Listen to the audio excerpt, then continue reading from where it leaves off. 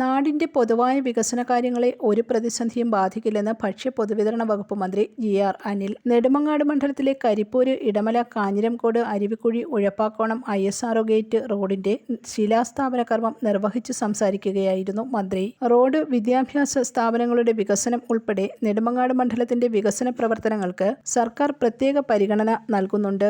ജനങ്ങളുടെ സേവകരായി മാറാനും പൊതുസമൂഹത്തിന്റെ താൽപര്യങ്ങൾക്ക് പ്രാധാന്യം നൽകുന്ന നിലപാടുകളുമായിരിക്കും സർക്കാരിനുള്ളതെന്നും മന്ത്രി വ്യക്തമാക്കി.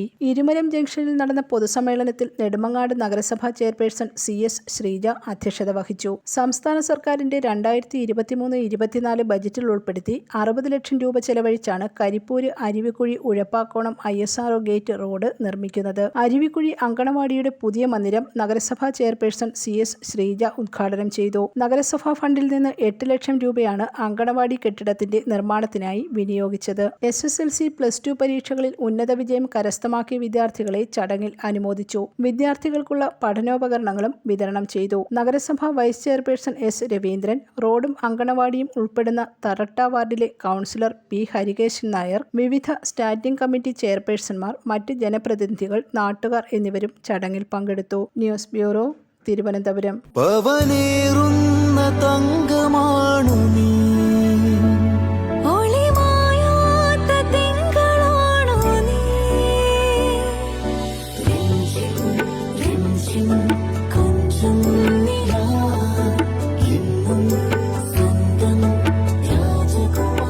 Be a Rajakumari. Rajakumari Gold and Diamonds. The trust of Travancore. Rajakumari.